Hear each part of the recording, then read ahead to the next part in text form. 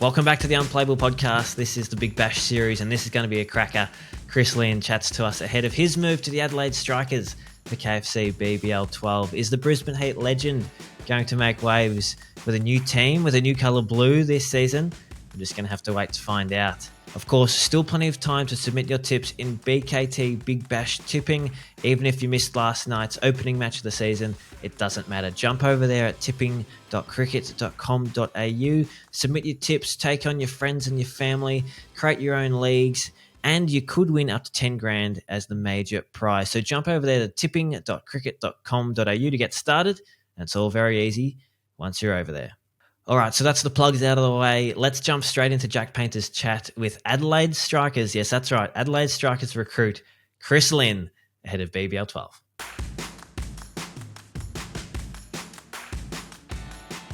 Chris Lynn, welcome to the Unplayable Podcast for the first time. New colours this season. How's it feel? It's a better colour blue, isn't it? No, mate, it's second day in camp at the minute. The boys are... I'm already out at the minute, but the boys are having a trial game and seem like the lads are in good nick. And it's all about building at this stage. As I said, we're second day in camp, and just time it nicely for our first game on Wednesday against the Sydney Sixers. So you had a bit of a hit today in the Pracky game. How'd you go? Yeah, mate, I actually feel like I'm hitting the ball really well. Coming back from Abu Dhabi, felt like I struck the ball nicely over there, and I suppose the biggest thing is just getting used to the wickets that bounce a little bit more compared to those wickets over in the UAE. Just adjusting. But first and foremost, getting around the lads and meeting them. As you said, new team, new guys. Haven't played with a lot of guys with a lot of the team before. Haven't batted with many of them, so it's just all about gelling together. And over the next couple of days, we'll definitely do that. And as I said, hit the ground running, and personally feel pretty good. It's, as I say, it's not how you start the tournament, it's how you finish the tournament. But saying that, we'd still like to get some early wins on the board because I'm not here for the back end of the tournament. I saw a couple of the scores in the Abu Dhabi T10. I didn't see any matches on at terrible times over here, but run of the 430s there, so you must have been hitting it all right. What's it like playing a T10 tournament? Obviously, it's the fastest format, but in saying that, the pitch is the same length, the ball's the same size, the ring and the boundary is the same size as well. So there's actually no need to reinvent the wheel. You've just got to get on with it a little bit quicker. I suppose you can just play a little bit more carefree and have a license as such. But I think it's put me in good stead to. I haven't played since the Blast, where I had a really good tournament. So for me, it was getting time out in the middle, and as I said, just building nicely. For the Big Bash, and then once I'm finished after my 11th game in the Big Bash, I'm back in Dubai with the Emirates League. And it must be nice as an opener in the T10 having 5 power play overs. In the T10. In the T10. Yeah. So that's what it is. There's actually two power play overs and 1 surge over in T10. So it's nice to get a little bit more time now. But look, obviously the last couple of years with the rule changes of 4 over power play. It's mixed things up again, and then the power surge. Saying that, I actually haven't batted in too many surges because I haven't done that well the last couple of years. So it's all right, mate. It is what it is. As I said, it's new franchise, new team, new blokes around, and I want to earn my respect through scoring runs on in the middle, and also earn their respect off the field. And obviously the exit from the Heat's been sort of well documented, but talk us through the opportunity with the Strikers and how that came about and what it sort of means to you to stay in the Big Bash, given you've been here since day one. Yeah, obviously it means a lot to get an opportunity to play down here, and I just really love the communication, that Tim Nielsen and Dizzy Gillespie gave me. Gave me so much, I suppose, a really warm welcoming to the group, and obviously, yes, you're a batter and love to score runs, but no expectations, just come down and do what I've been doing. So I was really, made me feel really comfortable from the get-go. Also the fact that I'm only here for the 11 games, I think I've got to give, Tim, Dizzy, even Cricket Australia, Nick Hockley and Andy Flower from the Emirates side, everyone worked together and come to a really positive outcome. And it's probably, we got there, and it dragged out a little bit, but we got there in the end, and I think the right decision was made. So I'm really happy with that result. Now it's time for me to give back to the Adelaide Strikers for giving me this opportunity and hopefully score plenty of runs without putting too much pressure on myself. And who are you most looking forward to teaming up with at the Strikers? Is there a particular player that you've seen from afar at your time with the Heat that you'd like to be teammates with? Oh, mate, it's probably the people's person, Harry Conway, I reckon. He's such a, he's the guy that brings the team together. No doubt he's got great skills with the ball, but you need those guys in the lineup, that bring the team together. He's got a lot of banter, and you sort of got to watch your back a little bit, but he's the first bloke to, who will receive the banter as well. So I think it's really positive. Just watching before, Jake Weatherall, the way he struck the ball, obviously he's a little bit of a different cat, but mate, I really enjoy watching. I've really enjoyed watching him bat over the years, and he's been one of those players that I've always hated playing against. And then from an overseas point of view, you get to play with the best in the world in Rashid Khan.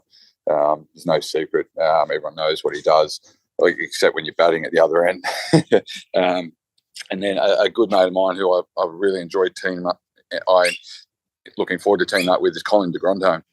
He's a guy that he's played a lot of cricket around the world and such a natural, striker of the ball, got plenty of skills, with the ball in hand, and just a great bloke. So they've got us up here at the Oaks Embassy, and the skipper Peter Siddle is along in the hotel as well. So to mix with those guys, and I'm just looking forward to it, mate. Adelaide's a great city. It's currently 35, and everyone's whinging how hot it is, but it's. I said this is normal day in Brisbane.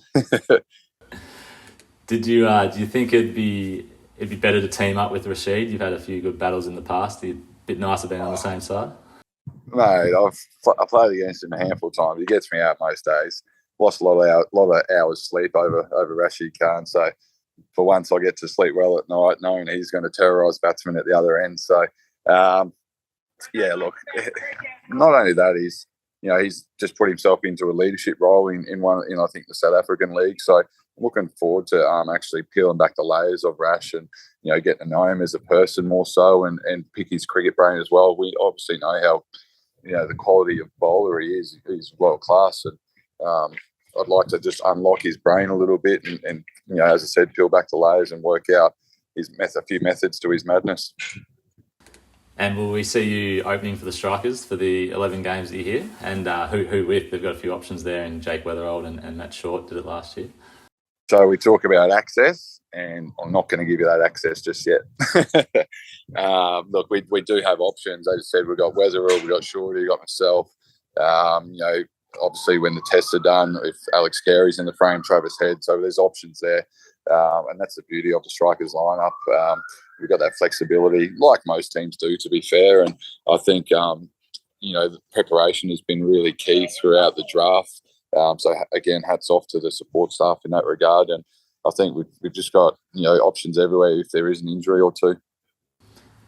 I guess we'll find out on Thursday soon enough anyway. So yeah, Wednesday night. So you'll find out. But look, it's generally in the game of T20 cricket, your starting 11 never is, in your first game is never your starting 11 in your last game. So yes, you want to try and take the opportunity, but the nature of the game is, some blokes will hit the ball better than others, and therefore you've got to always ask yourself, what does the team need from me? And if that is sliding down the order or going up the order or bowling in the power play, outside the power play, these things, you've just got to put the team first, and that's our mentality here at the Strikers. And you had a great blast with North Ants, and 516 runs, a couple of centuries, 29 sixes, including one into a backyard. Not so much did it feel like you had a point to prove, but was it good to get those runs on the board and show what you could do given what happened with the exit from the Heat? Yeah, it was just it wasn't really a point to prove. It was just it was a point to prove, but it wasn't about the exit from the Heat. It was about proving to the world that I'm still good enough to play at this level. And I actually found my love for the game again. I felt I was quite flat after a couple of COVID years and a bit of COVID, all the quarantines, but I'm not the only one who was in that boat, and some handled it differently. But you come out the other side and back enjoying the game, and it's amazing. Funny things happen when you enjoy the game. You actually, your bad days aren't that bad. a bit of realisation, a bit of gratitude there, and believe it or not, you actually perform better too when you're having fun. So that's a big key for me. This Big Bash is to get around the lads. Like the game of cricket, you're not going to have more bad days than good days. So reality is you've got to get around your team, or get around your own success, but more importantly, get around your teammates' success. Because as I said, more bad days than good. If you're only focusing on yourself, then you're going to be a pretty lonely team man. And what was better, hitting Sean Tate out of the Gabba or hitting the ball into an English backyard? Oh, look, I think I can't go past the one at Tatey. There's slightly bigger grounds in Australia, just a little bit. And obviously the Wild thing, he's actually a hero of mine and a great fella, and I got so much time for Tatey. But yeah, we had a beer after the game, and it was just, that's why you play the game. You play as hard as you can on the field, and Dan Christian was out there as well, and Brendan McCullum at the time, and you go as hard as you want as he's on to each other on the field. But when you cross that, get off the field, it's all about mateship and learnings. And I won that battle that evening. But I'm sure overall Tatey would have had some fun, if I was facing him in his heyday. And the International League T20, it's with the Gulf Giants, obviously a tournament you were keen to be a part of, given what you've achieved across the globe in the format. Talk us through not so much the process, but sort of how you were approached to be a marquee player for that tournament. How was I approached? Well, I actually didn't have a Big Bash contract at the time, so that was my priority to play the ILT20, and it's all about timing and opportunity, and that's when I was scoring runs at Northants, making the most of that. As I said, I didn't play. I didn't play IPL last year. I didn't play any cricket after the Big Bash. So, onus was to, score runs and put your name back up in lights again. It was a bit of sort of out of sight, out of mind type theory, for a bit there. And, once you get on a roll, you just want to make sure you continue that roll for as long as possible. And an opportunity came, and, a few weeks later, that's when the Big Bash offer come in, and obviously when you've already signed a deal, it gets a little bit tricky there. But I'm really grateful for the communications through Vin Nielsen, Nick Hockley, and Andy Flower, and come to a really good decision there. And does it feel like potentially you're sort of leading the way to open up these opportunities for other Australian players in that regard? Look, I potentially open a can of worms, but I can't speak for anyone else, to be honest. I get enough strife myself as it is. So, it might. But at the end of the day, I know when I was a youngster, I wanted to play cricket for Australia. But reality is, I'm not 22 anymore. I'm 32. So you do have to look after number one. That is yourself. And saying that, as soon as you're in a new environment like the Strikers, you do put the team first. So you can, there's ways to go about it. But I think at the moment everything's going smoothly. And as I said, I want to try and repay the faith now by scoring runs without getting desperate or putting too much pressure on yourself. I still play for the enjoyment factor. And I've always said along the way that there's more to life than cricket. We saw Davey Warner come out and say that the other day, and it's 100% true. And it's something that I've said from day one, and sort of got it from Buff Lehman, to be honest. And believe it or not, when you have that relaxed mindset, you still train your ass off. You still want to win, but at the end of the day, if you have fun, it's makes life so much easier, and you enjoy it, and you get to enjoy your teammates. I look back now and you go, shit, it's gone quick, but gee, I've had some fun. Not going to sit back and let someone else sort of dictate your career. I've made some decisions like not stop playing 4-day cricket and things like that, but I felt like I've owned my decisions and been accountable for them. People say you can take the money and whatnot, but it's not all the bells and whistles what people on the outer believe it is. There's still a lot of hard work to be doing, and you're not actually based with a team anymore. So I'm not with a team in Brisbane. So I train with a personal coach. I do my own strength work. Seek my own nutritionist or sports psych. So all these things you outsource yourself, and again, you just make yourself accountable. And at the end of the day, yeah, you're accountable for your own career.